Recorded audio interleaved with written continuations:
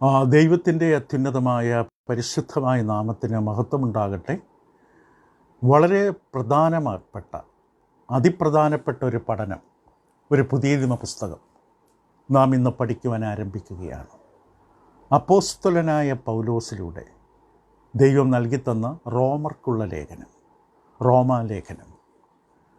ഈ പുസ്തക പഠനത്തിൽ നാം ഇന്ന് പ്രവേശിക്കുകയാണ്.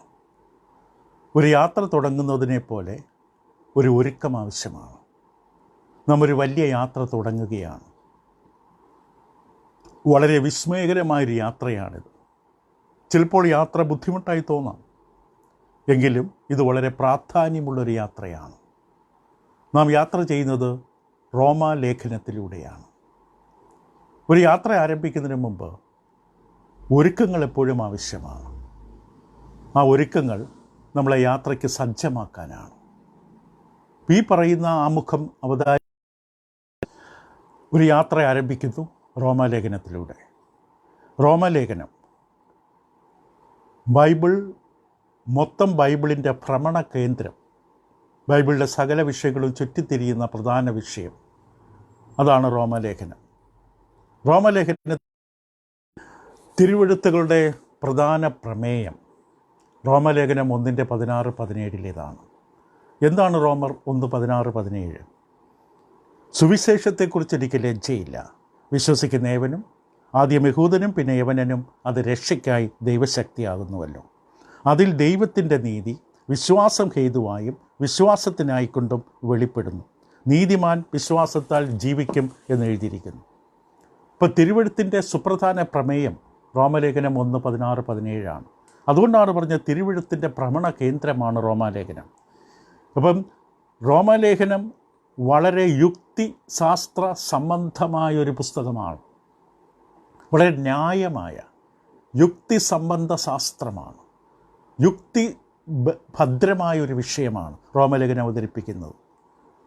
അപ്പോൾ ഈ പുസ്തകത്തെ എത്രത്തോളം നാം കൈകാര്യം ചെയ്യുമോ അത് അത്രയും വിലയുള്ളതും പ്രാധാന്യമുള്ളതായി മാറും. എത്രയോ തവണ നമ്മളിത് വായിച്ചാലും അത് കൂടുതൽ മധുരമുള്ളതായി മാറും. റോമാലേഖനത്തെ അവഗണിച്ചാൽ ബൈബിളിലെ മൊത്തം വിഷയങ്ങൾ പഠിക്കാൻ പറ്റാതെ വരും. തിരുവെഴുത്തിലൂടെയുള്ള ദൈവത്തിൻ്റെ വെളിപാടുകൾ കൃത്യമായി, വ്യക്തമായി, യഥാർത്ഥമായി വിഭാഗിക്കണമെങ്കിൽ റോമാലേഖനത്തെ കൃത്യമായി പഠിക്കുവാൻ കഴിഞ്ഞിരിക്കണം. അത്രയ്ക്കും പ്രാധാന്യമാണ് ഈ ലേഖനം. റോമാലേഖനം പൗലോസിൻ്റെ എഴുത്തുകളിൽ വളരെ പ്രധാനമാണ്. പിന്നീട് അടുത്ത് നിൽക്കുന്നത് എഫേസ് ലേഖനം മാത്രമാണ്.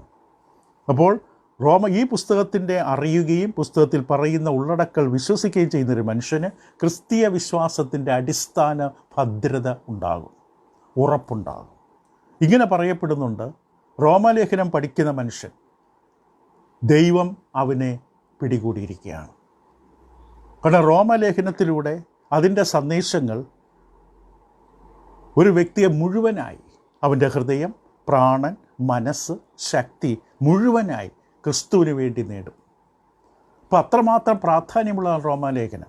C we get Romans, God gets you എന്നുള്ളതാണ് ഈ പുസ്തകം. അതിൻ്റെ ദൈവീകമായ ഗ്രന്ഥകർത്താവ് പരിശുദ്ധാത്മാവ് തന്നെയാണ്. കാരണം തിരുവെഴുത്ത് മുഴുവൻ ദൈവത്തിൻ്റെ ആത്മാവിൻ്റേതാണ്. പത്രോസിൻ്റെ 2-ാം ലേഖനം 1-21 വാക്യത്തിൽ പത്രോസ് പറഞ്ഞു, പ്രവചനം ഒരിക്കലും മനുഷ്യൻ്റെ ഇഷ്ടത്താൽ വന്നതല്ല. മനുഷ്യൻ എഴുതുന്നതല്ല വചനം. മനുഷ്യന് എഴുതാൻ പറ്റുകയുമില്ല. പ്രവചനം മനുഷ്യൻ്റെ ഇഷ്ടത്തിൽ വന്നതല്ല, ദൈവകൽപ്പനയാൽ മനുഷ്യർ പരിശുദ്ധാത്മനിയോഗം പ്രാപിച്ചിട്ട് സംസാരിച്ചതത്രേ.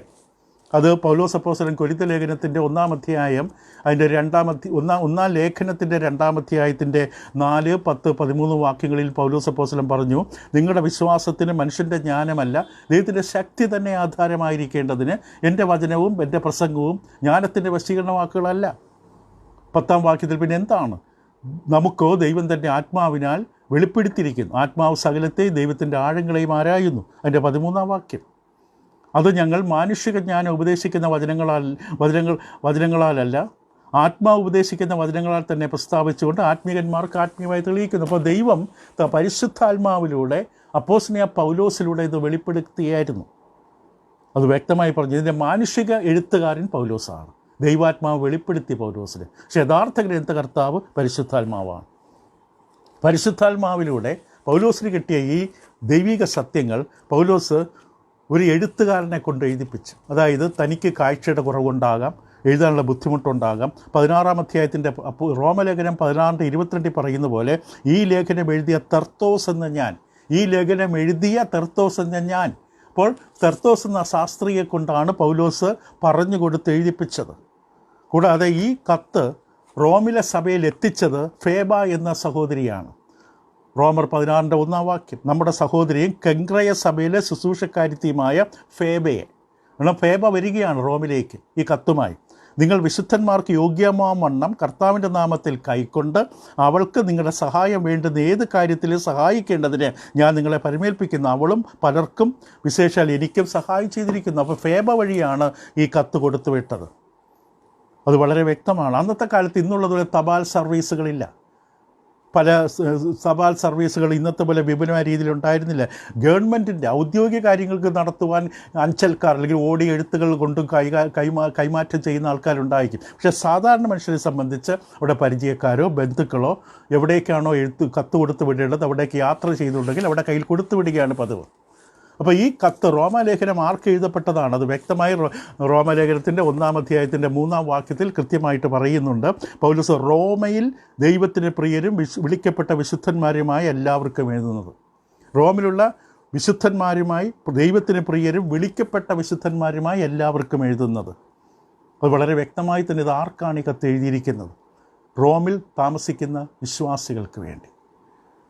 കാരണം കർത്താവിൻ്റെ സഭ വിളിച്ച് വേർതിരിക്കപ്പെട്ടവരുടെ കൂട്ടം, ക്രിസ്തു രക്തത്താൽ ശുദ്ധീകരിക്കപ്പെട്ടവരുടെ കൂട്ടം അന്ന് ഒരു ഭവനങ്ങളിലാണ് കൂടി വന്നിരുന്നത്, ഒരു കെട്ടിടത്തിലായിരുന്നില്ല. റോമലേഖനം 16-ാം അധ്യായത്തിൻ്റെ 1-2 വാക്യങ്ങൾ നമ്മൾ നോക്കിക്കഴിഞ്ഞാൽ 5-ാമത്തെ വാക്യത്തിൽ കൃത്യമായിട്ട് കാണാൻ സാധിക്കും. റോമലേഖനം 16-ാം അധ്യായത്തിൻ്റെ 5-ാം വാക്യം പറയുന്നു, അവരുടെ വീട്ടിലെ സഭയെയും വന്ദനം ചെയ്യുവിൻ, വീട്ടിലെ സഭയും വന്ദനം ചെയ്യുവിൻ. കൂടാതെ അക്വിലയും പ്രിസ്കിലയുടെ വീട്ടിലാണ് കൂടി വന്നത്. വീടുകളിലാണ് സഭയുണ്ടായിരുന്നത്, സഭ ദൈവമക്കൾ കൂടി വന്നിരുന്നത്. റോം അവിടെ റോമൻ സാമ്രാജ്യത്തിൻ്റെ തലസ്ഥാന നഗരമാണ്. റോം വിശാലമായി വ്യാപിച്ചു കിടക്കുന്നൊരു മഹാസാമ്രാജ്യമാണ്. ബ്രിട്ടൻ മുതൽ അറേബ്യ വരെ വ്യാപിച്ചു കിടക്കുന്ന വലിയ രാജ്യമാണ്. പൗലോസിൻ്റെ കാലത്ത് ഇങ്ങനൊരു പ്രയോഗമുണ്ട്, എല്ലാ വഴികളും റോമിലേക്ക്, എല്ലാ വഴികളും റോമിലേക്ക്. കാരണം റോമെന്ന് പറയുന്ന ലോകത്തിൽ വളരെ പ്രസിദ്ധമായൊരു നഗരമായിരുന്നു. ഈ ലേഖനം എഴുതുന്ന സമയത്ത് നീറോ ചക്രവർത്തിയാണ് റോമിൽ സിംഹാസനത്തിൽ നിന്ന് വാഴുന്നത്. അതിൻ്റെ മഹത്വത്തിൻ്റെ ഔന്നിത്യത്തിൻ്റെ കൊടുമുടിയിലിരിക്കുന്ന സമയമാണ് നീറോ ചക്രവർത്തി. ഈ സഭ എങ്ങനെയാണ് റോമിൽ ആരംഭിച്ചത് കൃത്യമായി നമുക്ക് പറയാൻ സാധിക്കില്ലെങ്കിലും സാധ്യതകളുണ്ട്. എങ്ങനെയാണ് ഇവിടെ സഭ സ്ഥാപിക്കപ്പെട്ടത്? പ്രവർത്തന പുസ്തകം 2-ാം അധ്യായത്തിൽ അവിടെ നമുക്ക് കാണാൻ സാധിക്കുന്നു 16ഓളം ഭാഷകൾ സംസാരിക്കുന്ന ലോകത്തിൻ്റെ പല ഭാഗത്തു നിന്ന് യഹൂദന്മാരായവർ പെന്തിക്കോസ് പെരുന്നാൾ ആഘോഷിക്കാൻ ഓടിക്കൂടിയത്. ആ കൂട്ടത്തിൽ പ്രവർത്തന പുസ്തകം 2-ാം അധ്യായത്തിൻ്റെ 10-ാം വാക്യം പറയുന്നു, പെന്തോസിലും ആസിയയിലും ഫുർഗിയയിലും പമ്പുല്ലയിലും മിസ്രൈമിലും കുറേനയ്ക്ക് ചെന്ന് ലിബ്യ പ്രദേശങ്ങളിൽ പാർക്കുന്നവരും റോമയിൽ നിന്ന് വന്ന് പാർക്കുന്നവരും. ഇപ്പോൾ റോമിൽ നിന്ന് പോലും യഹൂദന്മാരാണ് കൂടി വരുന്നത്. അവർക്കാണ് കൂടി വരേണ്ട നിയമം. വർഷത്തിൽ 3 തവണയെങ്കിലും മിനിമം അവർ കൂടി വരണം. പെരുന്നാളിന് വേണ്ടി കൂടി വന്ന കൂട്ടത്തിൽ റോമിൽ നിന്നുള്ളവരുണ്ടായിരുന്നു. അവനെ കൂടി വന്ന കൂട്ടത്തിൽ അവരും സുവിശേഷം കേട്ടിരിക്കാം, ചിലർ രക്ഷയുടെ അനുഭവത്തിലേക്ക് എത്തിയിരിക്കാം. അതിനുശേഷം സഭ ചിതറിക്കപ്പെടുന്ന സമയത്ത്, കാരണം അപ്പോസ്തലരുടെ പുസ്തകം 8-ാം അധ്യായത്തിൻ്റെ 1-4 വാക്യങ്ങളിൽ എന്ത് സംഭവിച്ചു? ശൗലിൻ്റെ പീഡനം ആരംഭിക്കുമ്പോൾ 4-ാം വാക്യത്തിൽ ചിതറിപ്പോയവർ വചനം സുവിശേഷിച്ചുകൊണ്ട് അവിടെ സഞ്ചരിച്ചു. അപ്പോൾ സഭ ചിതറി. ദൈവം അങ്ങനെ ഒരുമിച്ച് കൂടെ അനുവദിക്കാൻ സഭയെ ചിതറിപ്പോയവരുടെ കൂട്ടത്തിൽ ഈ റോമിൽ നിന്ന് പെരുന്നാൾ ആഘോഷിക്കാൻ വന്ന സുവിശേഷം അനുസരിച്ച് വീണ്ടും ജന്മം പ്രാപിച്ച രക്ഷയുടെ അനുഭവത്തിൽ എത്തിച്ചേർന്ന ഇവർ തിരിച്ചു പോയപ്പോൾ അവർ തീർച്ചയായിട്ടും രക്ഷയുടെ അനുഭവത്തിൽ വന്നവർ അവിടെ നാട്ടിൽ ചെന്നിട്ട് അടങ്ങിയിരിക്കില്ല. ഒരു രക്ഷയുടെ സന്ദേശം അറിയിച്ചു. കാരണം പോകുന്നവർ സുവിശേഷം പ്രസംഗിച്ചു കൊണ്ടാണ് പോയതെന്ന് എഴുതിയിരിക്കുന്നു. അപ്പോൾ തീർച്ചയായും അവർ സുവിശേഷം പ്രസംഗിച്ചു. റോമിലേക്ക് മടങ്ങി വന്ന് അവിടെ വചനം പ്രസംഗിച്ച് അവിടെ ഒരു കൂട്ടായ്മ ഉണ്ടാകാൻ ഇടവന്നു. അങ്ങനെയായിരിക്കാം റോമിൽ സഭയുണ്ടായത്. മറ്റൊരു സാധ്യത എന്ന് പറയുന്നത് പൗലോസിലൂടെയുള്ള ദൈവകൃപയാൽ രക്ഷയുടെ അനുഭവത്തിൽ വന്നിട്ടുള്ള അനേകങ്ങൾ യാത്ര ചെയ്തിട്ടുണ്ടാകാം. അങ്ങനെ റോമിലേക്കാണ് എല്ലാ വഴികളും എന്നുള്ളത് കൊണ്ട് എല്ലാവരും റോമിലേക്ക് യാത്ര ചെയ്യുന്നവരാണ്, പലരും റോമിലേക്ക് യാത്ര ചെയ്യുന്നവരാണ്. അങ്ങനെ യാത്ര ചെയ്തവരുടെ കൂട്ടത്തിൽ പൗലോസിൻ്റെ കൈവപ്പ് ലഭിച്ച അല്ലെങ്കിൽ പൗലോസിലൂടെ ആത്മീക വരങ്ങൾ ലഭിച്ചതായ വിശ്വാസികളും ഉണ്ടായിരുന്നിരിക്കാം. അപ്പോസ്തലരുടെ പുസ്തകം 19-ാം അധ്യായത്തിൽ പൗലോസ് രക്ഷിക്കപ്പെട്ട ഒരു ചെറിയ സമൂഹത്തിന് പിന്നീട് എഫെസോസിലെ ഉൾഗ്രാമത്തിൽ ചെല്ലുമ്പോൾ അവിടെ തലമേൽ കൈവയ്ക്കുന്നത് കാണാം, അത്ഭുത വരങ്ങൾ പകർന്നു കൊടുക്കുന്നത് കാണാം. അപ്പോൾ ഇങ്ങനെ പൗലോസിൻ്റെ കൈവപ്പ് ലഭിച്ചതായ ചില വിശ്വാസികൾ യാത്ര ചെയ്ത വഴിയിൽ റോമിലെത്തിയിരിക്കാം. അവരിലൂടെ ആയിരിക്കും സഭ സ്ഥാപിക്കപ്പെട്ടത്. അവിടെ കൃത്യമായി നമുക്ക് പറയാൻ സാധിക്കില്ല. കാരണം റോമലേഖനം 16-ാം അധ്യായത്തിൽ പൗലോസിൻ്റെ പരിചയക്കാരുടെ പേരുകൾ അറിയിക്കുമ്പോൾ നമുക്കവിടെ കാണാൻ പൗലോസുമായി ബന്ധമുള്ള പരിചയമുള്ള പലരും റോമിലുണ്ടായിരുന്നു. അപ്പോൾ അവരൊക്കെ വന്നിട്ടായിരിക്കും സഭയുടെ സ്ഥാപിച്ചത്. എങ്ങനെയായാലും റോമിൽ സഭയുണ്ടായിരുന്നു. ആ സഭയ്ക്കാണ് ദൈവാത്മാവ് ഈ കത്ത് പൗലോസിലൂടെ എഴുതിയത്. ഈ സഭയിലുണ്ടായിരുന്ന യഹൂദന്മാരാണോ പുറജാതികളാണോ, അത് രണ്ടും കൂടെ ചേർന്നവർ രണ്ടു കൂട്ടരും ഉണ്ടായിരുന്ന ചോദ്യമുണ്ടാകുക. ഇപ്പോൾ റോമലേഖനത്തിൻ്റെ 1-ാം അധ്യായത്തിൻ്റെ 13-ാം വാക്യത്തിൽ പൗലോസ് അപ്പോസ്തലൻ ഈ കത്ത് എഴുതുമ്പോൾ ഇങ്ങനെ എഴുതുന്നുണ്ട്: എന്നാൽ സഹോദരന്മാരെ, എനിക്ക് ശേഷം ജാതികളിൽ എന്ന പോലെ നിങ്ങളിലും വല്ല ഫലമുണ്ടാകേണ്ടതിന് ശേഷം ജാതികളിലെ പോലെ നിങ്ങളിലും എന്ന് പറയുമ്പോൾ അവിടെയുള്ള ജാതികളിൽ നിന്ന് വിശ്വാസത്തിലേക്ക് വന്ന ഒരു സമൂഹമുണ്ട്. അവരോട് പൗലോസ് പ്രത്യേകിച്ച് പറയുകയാണ്, നിങ്ങളിൽ വല്ല ഫലവും ഉണ്ടാകേണ്ടതിന് നിങ്ങളുടെ അടുക്കൽ വരുവാൻ പലപ്പോഴും ഭാവിച്ചുവെങ്കിലും ഇതുവരെ മുടക്കം വന്നു നിങ്ങൾ അറിയാതിരിക്കാൻ ഞാൻ ആഗ്രഹിക്കുന്നു. അപ്പോൾ മറ്റ് ജാതികളുടെ കൂട്ടായ്മയിലൊക്കെ പൗലോസ് ചെന്ന് അത്ഭുത വരങ്ങളെ തൻ്റെ കൈവെപ്പിനാൽ പകർന്നു കൊടുത്തതുപോലെ ഈ പുറജാതികളിൽ നിന്ന് വിശ്വാസത്തിലേക്ക് വന്നിട്ടുള്ള ഒരു കൂട്ടർ, അവരോട് പൗലോസ് പറയുകയാണ്, ഞാൻ അവിടെ വരാൻ ആഗ്രഹിക്കുന്നു, നിങ്ങൾക്കും ആത്മീക വരം തരാൻ ആഗ്രഹിക്കുന്നു. മാത്രമല്ല റോമലേഖനത്തിൻ്റെ 15-ാം അധ്യായത്തിൻ്റെ 15-16 വാക്യങ്ങളിൽ കാണാൻ സാധിക്കുന്നത്, എങ്കിലും ജാതികൾ എന്ന വഴിപാട് പരിശുദ്ധാത്മാവിൽ വിശദീകരിക്കപ്പെട്ട് പ്രസാദകരമായി തീരുവാൻ ഞാൻ ദൈവത്തിൻ്റെ സുവിശേഷ ഘോഷണം പുരോഹിതനെ അനുഷ്ഠിച്ചുകൊണ്ട് ജാതികളിൽ ക്രിസ്തുവേശുവിൻ്റെ ശുശ്രൂഷകനായിരിക്കേണ്ടതിന്. അപ്പോൾ പുറജാതികളെ കുറിച്ചാണ് അവിടെ ഉദ്ദേശിക്കുന്നത്. ദൈവം എനിക്ക് നൽകിയ കൃപ നിമിത്തം നിങ്ങളെ ഓർമ്മപ്പെടുത്തുന്ന ഞാൻ ചിലയിടത്ത് അതിധൈര്യമായി നിങ്ങൾക്ക് എഴുതിയിരിക്കുന്നു. അപ്പോൾ പൗലോസ് ഈ ലേഖനം എഴുതുമ്പോൾ, ലേഖനം പഠിക്കുമ്പോൾ ചില വേദഭാഗങ്ങൾ പുറജാതികളെ സംബന്ധിച്ച് എഴുതിയിരിക്കുകയാണ്. അതേസമയത്ത് 2-ാം അധ്യായത്തിൻ്റെ 17-ാമത്തെ വാക്യത്തിലും 24-ാം വാക്യത്തിലും യഹൂദന്മാരെ കുറിച്ചാണ് സംസാരിക്കുന്നത്. 2:15 നീയോ യഹൂദൻ എന്ന പേർ കൊണ്ടും. അപ്പോൾ യഹൂദനെ പരാമർശിക്കുന്നു. അതിൻ്റെ 24-ാം വാക്യത്തിലും നിങ്ങൾ നിമിത്തം ദൈവത്തിൻ്റെ നാമം ജാതികളുടെ ഇടയിൽ ദൂഷിക്കപ്പെടുന്നെന്ന് കാണാം. 4-ാം അധ്യായത്തിലെ 1-ാം വാക്യത്തിലും നമ്മുടെ പൂർവ്വപിതാവായ അബ്രഹാം ജഡപ്രകാരം എന്തു പ്രാപിച്ചു എന്ന് പറയേണ്ടു പറഞ്ഞു. ഇത് യഹൂദന്മാരോട് സംസാരിക്കുകയാണ്. അപ്പോൾ ഒരു കാര്യം വ്യക്തമാണ്, ഒരു വസ്തുതയാണ്, റോമിലെ സഭയിൽ യഹൂദന്മാരും പുറജാതികളിൽ നിന്നുള്ള വിശ്വാസികളുണ്ട്. അപ്പോൾ എത്ര ശതമാനം വീതം എന്നുള്ളത് പ്രാധാന്യമുള്ള സംഗതിയല്ല. ഇപ്പോൾ റോമിലുള്ള സഭ, റോമിൽ ഉണ്ടായ സഭ കൂടുതലും പുറജാതികളായിരിക്കും അവിടെ ഉണ്ടായിരുന്നത്. കാരണം പ്രവൃത്തികളുടെ പുസ്തകം 18-ാം അധ്യായത്തിൻ്റെ 2-ാം വാക്യത്തിൽ ഒരു ചരിത്ര സംഭവമുണ്ട്. പ്രവൃത്തികൾ 18:2 യഹൂദന്മാർ എല്ലാവരും റോമാ നഗരം വിട്ടു പോകണമെന്ന് ക്ലൗഡിയോസ് കൽപ്പിച്ചതുകൊണ്ട് ഇറ്റലിയിൽ നിന്ന്, അതായത് ഇറ്റലിയിൽ നിന്ന് ആ ഇടയ്ക്ക് വന്നവനായ പെന്തോസുകാരൻ അക്വിലാസ് എന്നുള്ളൊരു പേരുള്ളൊരു യഹൂദനെയും അവൻ്റെ ഭാര്യ പ്രിസ്കിലയും കണ്ട് അവരുടെ അടുക്കൽ ചെന്ന് തൊഴിലൊന്നാകൊണ്ട് അവൻ അവരോടുകൂടെ പാർത്ത് വേല ചെയ്തു പോകും. അപ്പം ക്ലൗഡിയോസ് എന്ന് പറയുന്ന ചക്രവർത്തി റോമിൽ നിന്ന് എല്ലാ യഹൂദന്മാരും വിട്ടുപോകാൻ നിയമം കൊണ്ടുവന്നു, കർശനമായ കൽപ്പന പുറപ്പെടുവിച്ചു. അങ്ങനെ വന്നപ്പോൾ തീർച്ചയായും യഹൂദ ക്രിസ്ത്യാനികളായവരും റോമം വിട്ടുപോകേണ്ടി വരും. അങ്ങനെ പോയിക്കുക പിന്നെ അവശേഷിക്കുന്ന പുറജാതികളാണ്. ഇപ്പോൾ പുറജാതികളിൽ നിന്ന് വിശ്വാസത്തിലേക്ക് വന്നിട്ടുള്ളവരായിരിക്കാം റോമൻ സഭയിൽ ഭൂരിപക്ഷവും. കാരണം ചക്രവർത്തികളുടെ തീരുമാനം അനുസരിക്കാതിരിക്കാൻ പറ്റില്ല. അത് വിശ്വാസികളായി തീർന്നു എന്ന് പറഞ്ഞതുകൊണ്ട് അവർക്ക് പ്രത്യേക പരിഗണനയൊന്നുമില്ല. ഇങ്ങനെ പോയവർ പിന്നീട് ഈ കർശനമായ നിയമത്തിൻ്റെ കാഠിന്യം കുറഞ്ഞ സമയത്ത് തിരിച്ചു വന്നിരിക്കാം. കുറച്ചുപേർ തിരിച്ചു വന്നു. ഒരു കാര്യം വ്യക്തമാണ്, റോമലേഖനം 16-ാം അധ്യായത്തിൽ പൗലോസിൻ്റെ പരിചയക്കാരും ബന്ധുക്കളുമൊക്കെ ആയിട്ട് 28 പേരുകളുണ്ട്. റോമലേഖനം 16-ാം അധ്യായത്തിൽ തന്നെ ആ 28 പേരുകളിൽ 2 പേരൊഴികെ ബാക്കിയെല്ലാം പുറജാതികളുടെ പേരുകളാണ്. അപ്പോൾ റോമൻ സഭയിൽ പുറജാതികളിൽ നിന്നുള്ള വിശ്വാസികളാണ് ഭൂരിപക്ഷം എന്നുള്ളത് വ്യക്തമായി കാണാൻ സാധിക്കും. കൂടാതെ പ്രവൃത്തികളുടെ പുസ്തകം 28-ാം അധ്യായം അതിൻ്റെ 17 മുതൽ 22 വരെ തരുന്ന സൂചന എന്ന് പറയുന്നത് ഈ സമയത്ത് റോമിൽ യഹൂദന്മാരുടെ നടുവിൽ സുവിശേഷം പ്രസംഗിക്കുക, വേല ചെയ്യുക എന്നുള്ള കുറച്ച് ബുദ്ധിമുട്ടായിരുന്ന സമയമായിരുന്നു എന്നും കാണാൻ സാധിക്കും.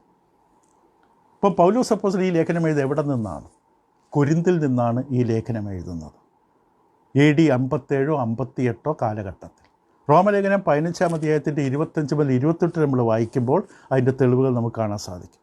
കാരണം തൻ്റെ യാത്ര അവസാനിക്കാറായ സമയത്ത് പൗലോസ് റോമലേഖനം 15-ാം അധ്യായത്തിൻ്റെ 25 മുതൽ നമ്മൾ വായിക്കുമ്പോൾ അവിടെ പറയുന്നത് എന്താണ് നമുക്ക് കേൾക്കാം. റോമർ 15-ന്റെ 25 മുതലുള്ള 25 വാക്യങ്ങൾ. ഇപ്പോഴോ ഞാൻ വിശുദ്ധന്മാർക്ക് ശുശ്രൂഷ ചെയ്യുവാൻ യെരുശലേമിലേക്ക് യാത്രയാകുന്നു.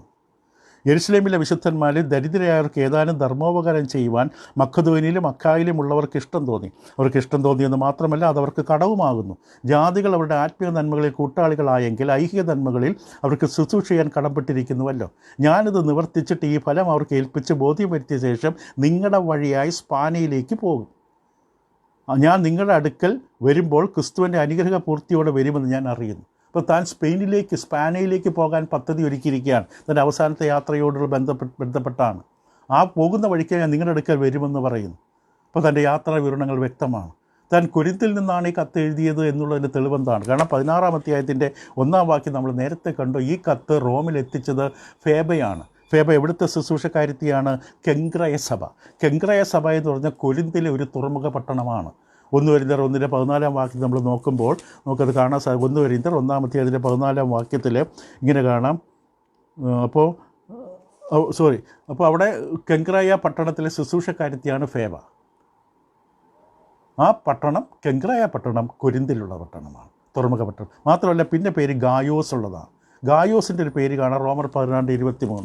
റോമർ 16:23 എനിക്ക് സർവ്വസഭയ്ക്കും അതിസൽക്കാരം ചെയ്യുന്ന ഗായോസ് നിങ്ങളെ വന്ദനം ചെയ്യും. ആരാണ് ഗായോസ്? അതാണ് 1 കൊരിന്ത്യർ 1:14.